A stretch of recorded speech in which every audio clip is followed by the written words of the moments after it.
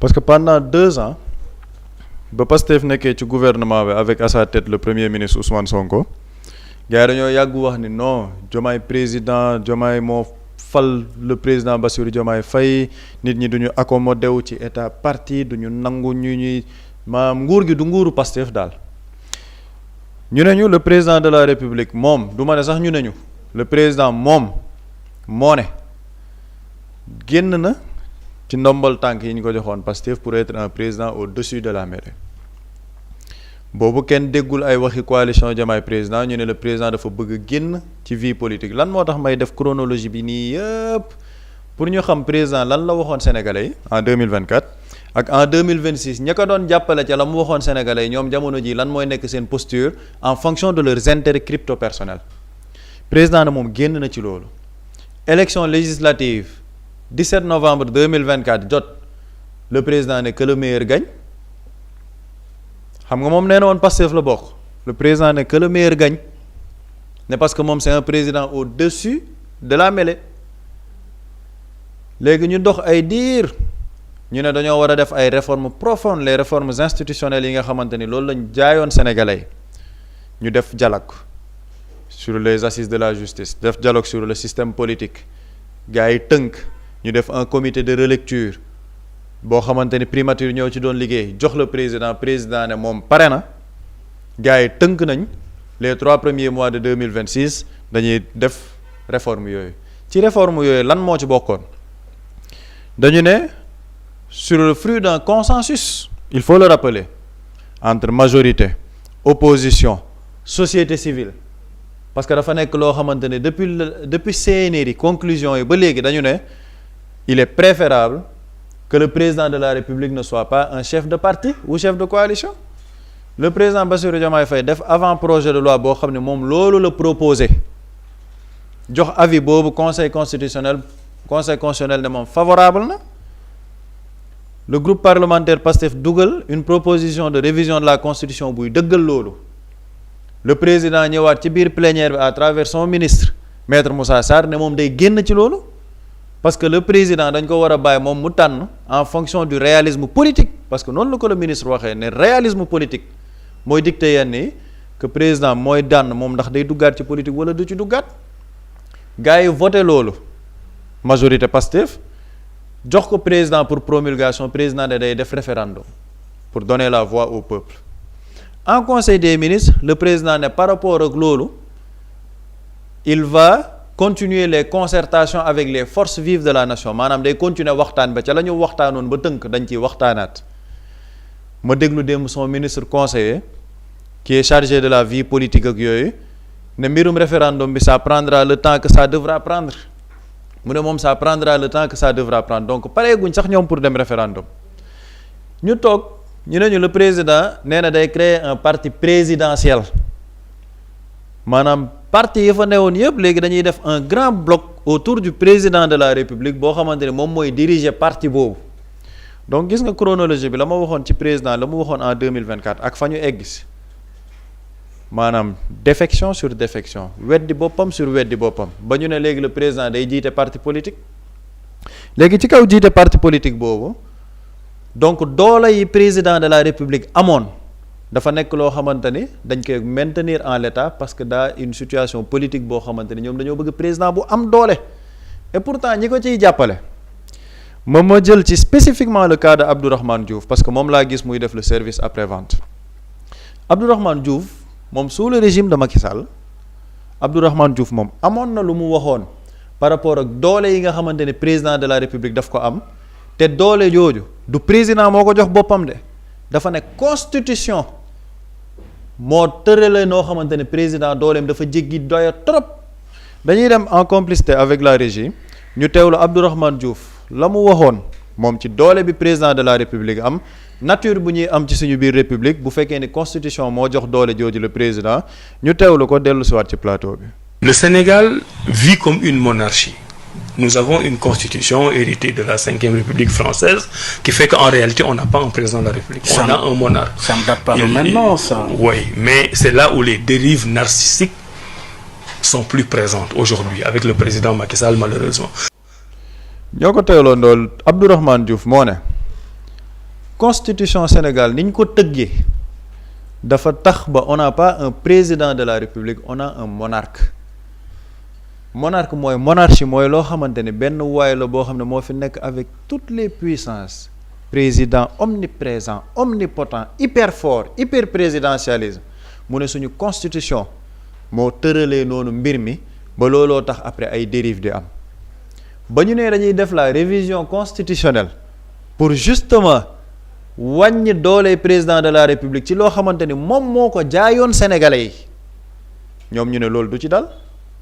parce qu'il faut faire un parti présidentiel fort autour du président de la République parce que ñoom dañuy ut deuxième mandat. Contradiction sur contradiction. Deuxième chose bi par rapport ak Abdourahmane Diouf ñoom dañ leen a laaj lan moo tax le président de la République di dem créer ji parti wam te moom nee na ci parti la jóge xam nga dañoo bëgg justifier le fait que le président di dellu si ci scène politique bi dañuy delluwaat en complicité avec la régie ñu déglu justificatif bi nga xamante ni moom la Abdourahmane Diouf wax ci lan moo tax le président de la République di créer parti wam di dellu si ci politique bi contrairement à li nga xamante ni jaayoon na ko sénégalais yi ñu teewlu Abdourahmane Diouf dellu si waat ci plateau bi. C'est la première fois qu'on voit parti politique fal président war ko jàppale ba pare déserté désaxé dem taxaw ci gan ci à côté di ko xalab di ko xas di dal ci kawam di jéem a prouver ne kooku mënul dara parce que yaa ngi préparé beneen candidat. fii la ma ciy njëkk retenir mooy Abdourahmane Diouf dafa ne c'est la première fois ñu gis parti politique fal président de la République c'est le même Abdourahmane Diouf des mois en arrière moo ne woon du Pastef moo fal le président de la République c'est la coalition Diomaye ñoom ñoo fal le président de la République donc démb nangu na ne parti politique boobu moo fal le président de la République benn mu ne c'est la première fois ñu gis un parti politique bu fal le président de la République delluwaat di ko xas di ko attaquer parce que dafa am ay ambition donc ñoom dans leur entendement le président de la République ne doit pas être critiqué ne doit pas être attaqué le président ne doit pas être remis en question waruñ delloo ci président de la République ci ay promesses électorales am ci projet bi mu jaay sénégalais ci programme bi mu jaay sénégalais ndax lan parce que comme da nga ko fal rek yow président da nga koy bàyyi mu doxalee ni mu ko neexee te projet bi nekk fi programme bi nekk fi et c'est le même Abdourahmane Diouf moom moo newoon des années plus en arrière ne suñu constitution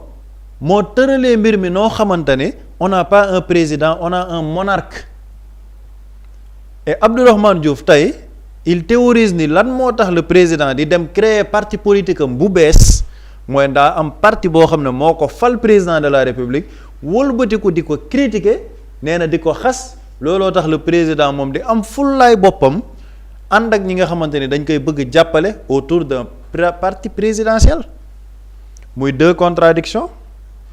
ne woon na président il est au-dessus de la mêlée léegi mu ngi ci biir mêlée bi on a suñu constitution dafa établir un monarque ñuy def révision constitutionnelle ñoom ñu bañ président bi nee na day génn ci politique ñoom réhabilité nañ le président ci biir politique teg ko ci lan ne parce que parti wam bi ko fal ñoo ko doon xalab te Abdourahmane Diouf moo toogoon ne du Pastef moo ko fal coalition Diomaye ñoo ko fal muy ñaar troisième bi quand on parle d'un bloc autour du président de la République ça veut dire qu'on va vers un parti présidentiel te ci biir émission mu ngi ne par rapport ak yeneen alliés yi munoo nekk ci décret yore décret li ngay liggéey yépp nga koy yàqal beneen candidat li ngay liggéey yépp da nga ko war a yàqal le président de la République parce que ñoom dañoo nekk ci optique am deuxième mandat donc képp ku nekk ci gouvernement bi tu dois être à la solde du président de la République allégeance totale lépp looy liggéey moom nga koy liggéeyal ndax lan le président de la République dafa soxla deuxième mandat donc looloo tax ñuy def un parti présidentiel le même Abdourahmane Diouf par rapport ak loolu moom amoon na lu mu ci waxoon ci li nga xamante ni waa coalition Diomaye président ñu ngi doon daje à King Fahd ba ñuy wax ci rôle bi parti di war a am ci biir état ak doxalin bi parti di war a am ci biir état ñu teewlu ci Abdourahmane Diouf dellu si waat ci plateau bi. Pas nous accommoder d'un parti état, nous ne pouvons pas nous accommoder d'un état parti parce que nous sommes la République du Sénégal. waaw ni parti état ni parti état ni état parti. La République rien que la République. ñoo ko dégloondoo Abdourahmane Diouf ne la République, rien que la République. Nous ne pouvons pas nous accommoder d'un parti-État. Ni État-parti, ni parti-État. tey jii Abdourahmane Diouf nee na dañuy def un parti présidentiel pour jàppale le président ndax lan président dafa soxla un deuxième mandat te képp ku nekk ci biir gouvernement bi nga yore décret mënoo nekk ci biir gouvernement bi di liggéey di ko yàqal keneen parce que le président moom moo la wóolu dénk la donc lépp looy liggéey moom nga ko war a yàqal foofu où est la république génn na lan moo dugg un parti état troisième contradiction li en fait lu tax chronologie bi am solo mooy les personnes yi nga xamante ni dañoo yàgg jaay des intellectuels de haut niveau yàgg ñu jaay ay docteur en type docteur en diw avant l'état avant le pouvoir en théorie da nga leen dégg nga ne ñii ay borom xam-xam lañ mais bu ñu ñëwee jusqu'au pouvoir en fonction de leurs intérêts crypto-personnels nga gis ni ñii en fait c'est ce qu'on appelle pas des intellectuels organiques mais des intellectuels de salon des intellectuels de salon yoo xamante ni ils sont à la solde du roi boo xamante ni lu mu bëgg ñoom loolu la ñuy doxal te c'est ce qui est en train de légitimer Abdourahmane Diouf mooy parti état bi ñuy wax le président Bassirou Diomaye Faye ba muy ñëw son premier gouvernement il y a eu combien de ministres apolitiques Jean-Baptiste Tine apolitique l'ancien ministre des forces armées Birame Diop apolitique Mabouba Diagne apolitique keneen ak keneen apolitique foofu lan lañ doon wax Abdourahmane Diouf moom moo doon théoriser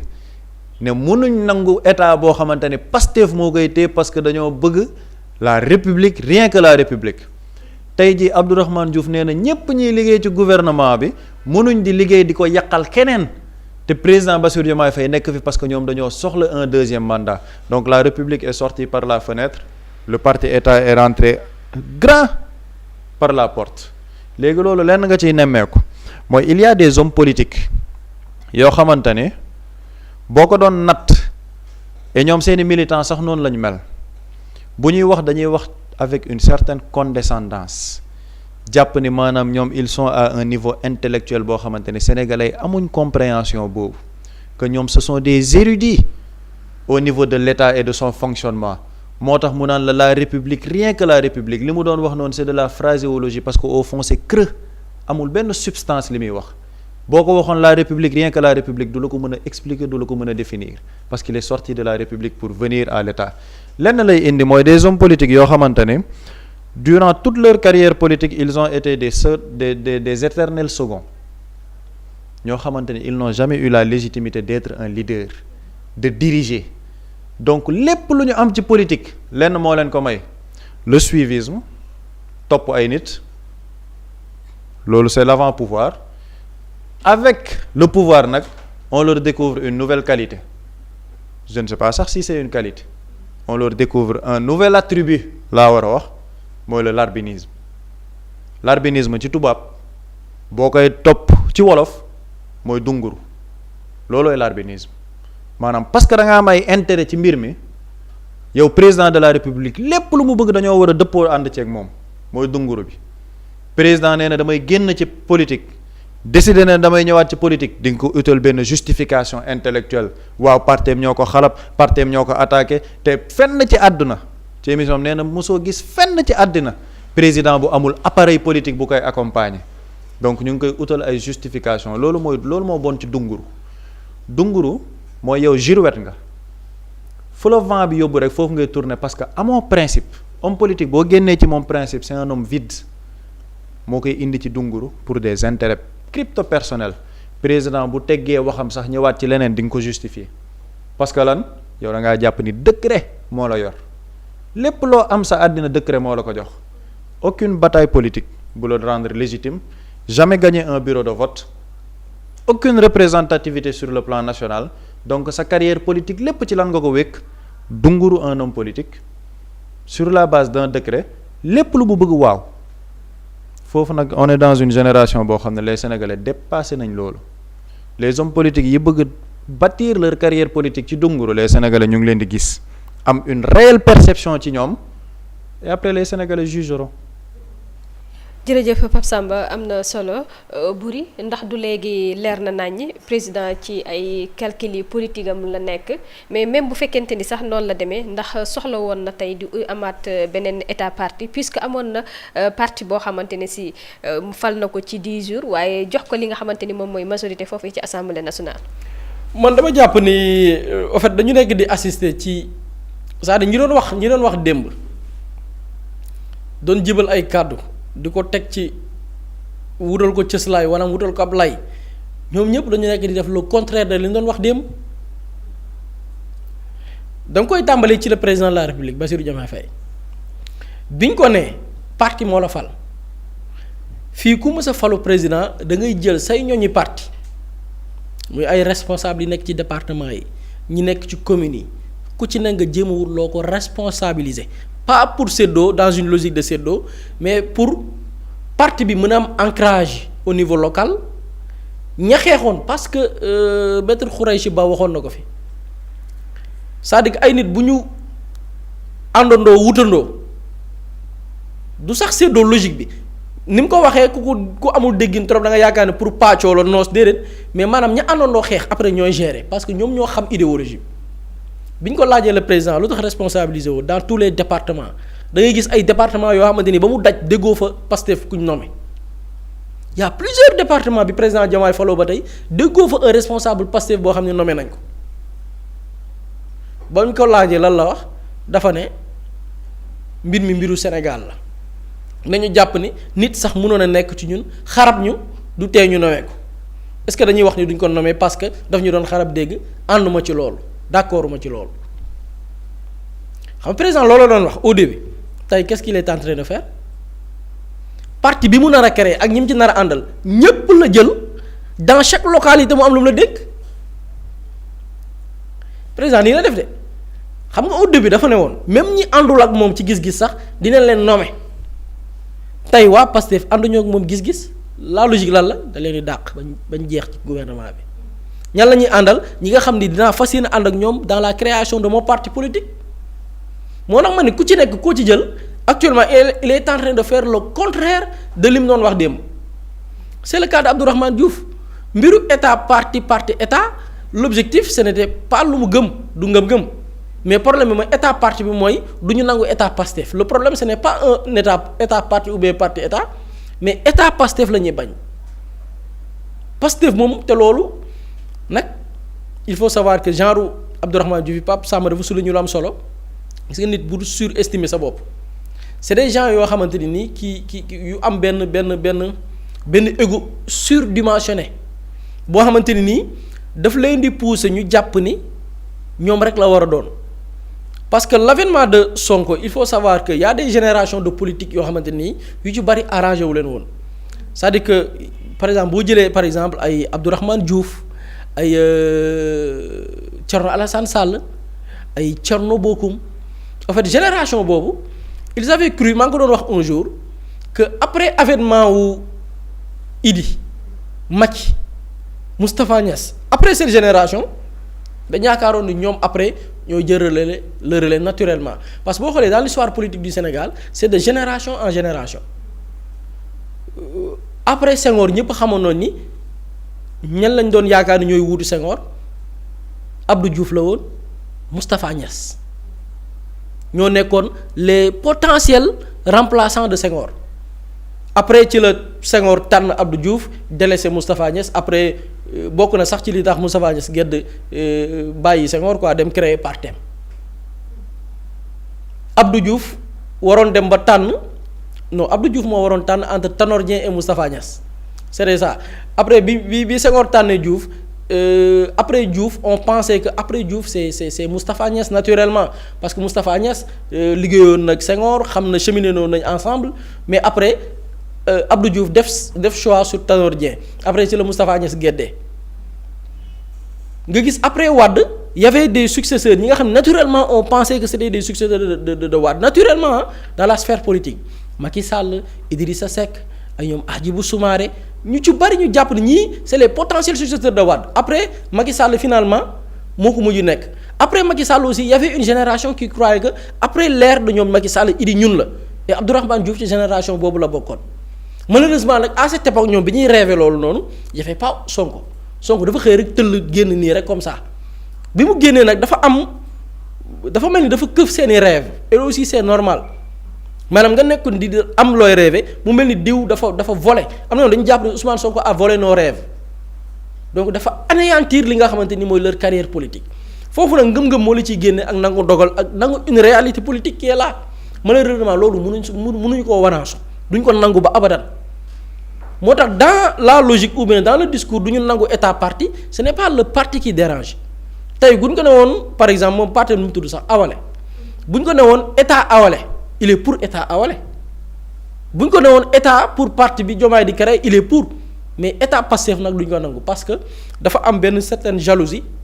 benn genre de concurrence bu ñu créé et concurrence sax yi amul parce que concurrence wolof danaan diiroo koo yem ak mbagg du benn sax parce que Pape Samba démb mi ngi def le point par rapport ak ñu ci bari li ñu am on a oublié Abdourahmane Diouf amul parrainage c'est moins de 50 000 voix c'est moins de 50 000 parrainage bariwul il parvenait pas à avoir parrainage donc loolu dafa am maintenant nag boo gisee configuration bi ni mu nekk di demee mooy man dama jàpp ni lenn li grandeur moo koy maye xam nga tey on parle de création d'un parti man damay jël souvent ci histoire peut-être dinaa jël tey maa ngi jël bii yoon 2 fois Macky Sall mais pas Macky Sall moo ma intéressé mais je prends par exemple l'esprit laa jël xam nga dafa ne Abdourahmane Diouf en parti bu dem ba ànd ak nit fal ko ba pare di ko xeex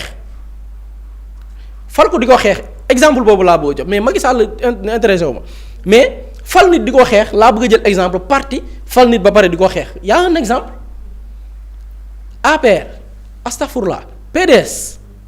PDS dañu parti PDS ak ñi ñu àndaloon muy coalition bi dañu ànd fal Macky Sall waxuma nommé de fal maire de Fatick ànd ak Macky Sall fal ko député ànd ak Macky Sall fal ko président de l'Assemblée nationale xam nga PDS moo fal Macky Sall li ma lay wax nii yëpp c'est sous la bannière de PDS dem ba ci digg ba di xeex Macky Sall léegi d'accord xam nga fii xeex sax amu fi parce que xeex bi idéologie la bii ñuy wax du xeexu nit de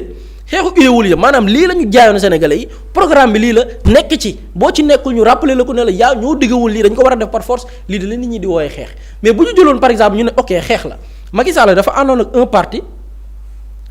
muy PDS ñu fal ko maire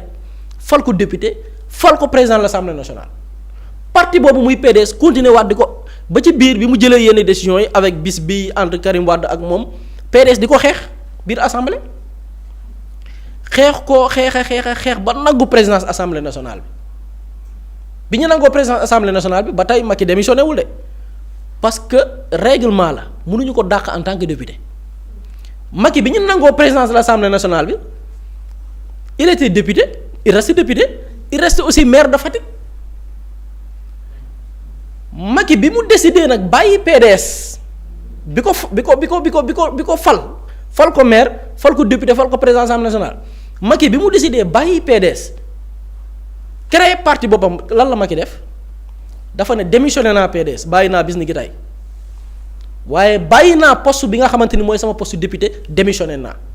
parce que PDS ñoo ma taboon en tant que député bàyyi naa seen poste député delloowaat naa leen ko sous la bannière de PDS ñoo ma defoon maire de Fatick bàyyi naa nekkatuma maire de Fatick delloo naa leen ko pour man la démarche est ça c'est simple tey gis nga même président Diomaye démarche bi mu jël nii munu ci grandir c'est-à-dire que démarche bi du am dara lu mu ciy gagné xam nga du am même bu créer parti la logique mooy la logique de Macky Sall bi ñu ko dàqee en 2008 bi muy démissionné en 2008 dafa dem bàyyi PDS dem créer parti am ne comme que damaa créer sama parti bu bees nag damay dem rootal sama bopp lu ma PDS joxoon delloo naa leen ko. boobu Macky nekk gutoon président de la République te kii président Bassirou Diomaye Diakhar Faye actuellement mooy président de la République donte ni waa Pastef ñoo ko fal. mais président de la République par exemple tey mën na organiser ay élections anticipées mën na nekk président de la République bis bu demee ba parti bi ko fal mu décide bàyyi président mën na organiser élection présidentielle anticipée assemblée nationale bi ñu jàppee ni xam nga logique pour logique biñ jàppee ni di ruumandaat ni dañoo war a tas assemblée bi ban lay la ñu wut boo jëlee les discours de Abdourahmane Diouf ak maître Abdoulaye Tine yi jege loolu Macky le président Diomaye qu'est-ce qu'ils ont dit dañ ne dañoo demoon ci sénégalais yi pour wutal leen une majorité diomayenne pour Diomaye mën a liggéey comme que léegi Pastef nee nañ tàqalikoon nañ ak Diomaye dafa war a tas assemblée bi bis bu yeggee 2 ans ñu demaat ci sénégalais yi delluwaat ci ñoom assemblée est-ce que mandat am jeex na assemblée mandat am jeexagul mu tas ko ñu def pourquoi parce que dañ ne non l'esprit te discours kese la l'esprit mooy dañ ne woon dañuy wut majorité pour Diomaye mën a liggéey comme que nag léegi Pastef jël na yoonu boobam Diomaye da koo war a tas ñu demaat ci ay élections te pourtant mandat assemblée jeexul logique pour logique aussi le président de la république bu dee ni loolu la ñuy jël comme discours logique pour logique waa Pastef ñoo jël photo Diomaye yi man damaa seetaan ay maire yu nekk Bignona ñu ne ñun xamuñu Diomaye xamuñu ko woon il a fallu que jeune Pastef yi nekk fii jël photoom taf ko ak photo Sonko jege la ko mu jege ñu ne diw ay diw Pastef moo jaay Diomaye Pastef moo fal Diomaye ci ndimbaleeg suñu borom nag jàppaleeg suñu borom mais suñu borom ci boppam bu lay jàppalee da ngay saful ba pare Pastef bu ñu newoon dañuy fal Diomaye ku ci nekk dem tëdd sa ruq tëdd sa néeg campagne wutoo parrainage bu ñu toogoon fii ba suba du ñu jot nguur gi ndimbal na ca fekk loxol borom suñu borom ay fal de waaye da ngay sabablu Pastef moo sabablu fal président Diomaye nit ñi xamuñu ko ñu taf photom taf kook Sonko ne yaabooy bu ngeen falee kii de xam ngeen ni Sonko ngeen fal benn lañ de ñoom ñaar du ñu ñaar benn lañ c'est sur cette base la ñu falee président Diomaye dem bàyyi parti ba dem ne dafay créer parti donc logique pour logique le fait que ñu ne ok y a plus une majorité diomayenne nañu tas assemblée bi dem vers l'élection logique pour logique ok discours bii la ñu jaayoon Sénégal ne c'est Pastef mais yàgg Al Aminou Lo bi ñu ko tànnee ba pare moo génn ne projet bi dafay wëy ci sous la bannière de Pastef bi sénégalais yi fal Al Aminou Lo moo ko wax de l'actuel premier ministre leer na léegi Pastef ñeen koy jëjjati ñoo ngi koy dëjjati ci gouvernement bi Pastef ña ngay seppi di dàq Pastef ña ngi leen di xoñoñal président ba sax léegi nag far léegi nag damay créer parti nag coow lu jeex logique pour logique aussi président mën na organiser ay élections anticipées par exemple ne comme que Pastef laa wuutee woon ci turu Ousmane Sonko laa wuutee woon ci image yu Ousmane Sonko laa wuutee woon parce qu'il fallait que ñu taf photo ak sama photo pour nit ñi wóolu ma voteel ma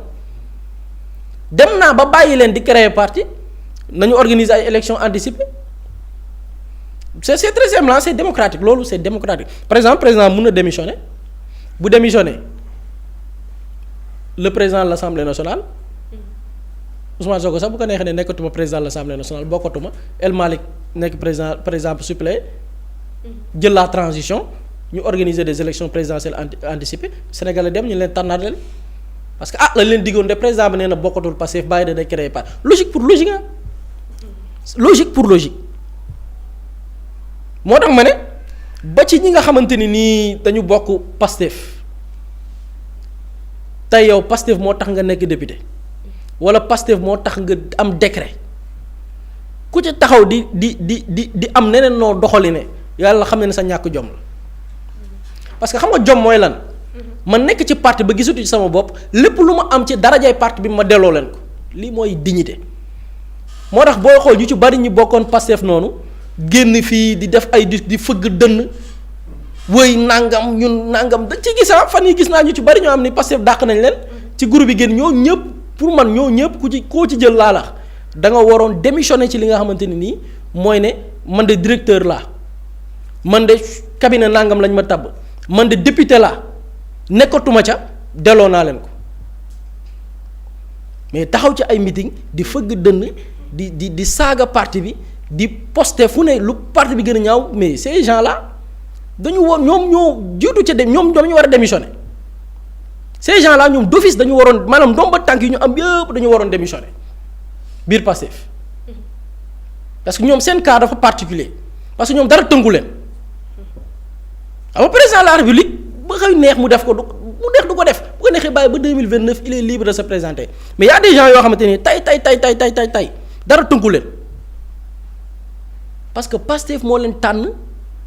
ci bañeeru Pastef la ñu jaay ba tey yegg si fi ñu yegg si tey taxaw di fëgg dënn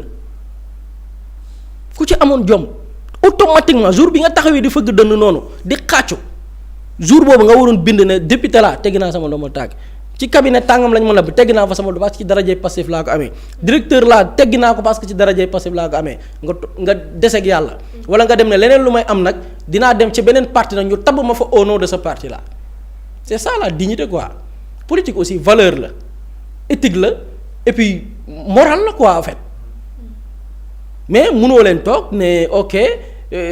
ni état parti tey ngeen dem parce que y a changement parti ba ñu waxoon ni moo ngànk pouvoir du génnee nañ ko ok dañuy revenir vers li nga xamante ni mooy suñuy propos là ce n'est pas cohérent et ce n'est pas du tout transparent en termes d'éthique mais aussi déontologie bu ñu ko wekkee ci wàllu politique. ci wàllum politique boobu président léegi jóge na ci waxee quoi. Mously Immo Sénégal moo ñëw taxawu leen indi ay saafara ci jafe-jafe yi ngeen di dund ci wàllum immobilier yow mi bëgg a jënd terrain yow mi bëgg a jënd kër wala tabax jokkool ak Mously Immo da nga am sa kër bëgg ku la ko terrasseel wala nga am sa tool bëgg ku la ko lotiseel defal la ko ay terrain Mously Immo daf leen koy jàppandil gunge leen ci anam gu mucc ayib ku am sa kër itam te nekkoo ci biir réew mi bëgg ku la ko toppatool gérer la ko Mously Immo moo ci gën a gaaw gën ci wóor yow mi bëgg a defaraat sa kër wala nga bëgg a toxu te bëgg ku la ko nettoyer ba sax nga bëgg a defar plan architecte plan béton armé wala nga soxla ay conseil ci wàllum immobilier contactel Mously Immo Sénégal ci 77 887 25 13 77 887 25 13 man ngeen itam abonné ci seen YouTube bi di Mously Immo Sénégal ngir yeneen i xibaar ak Mously Immo Sénégal jaaxle jeex na ci wàllum dëkkuwaay. Quand l'immobilier devient une évidence, contactez-nous.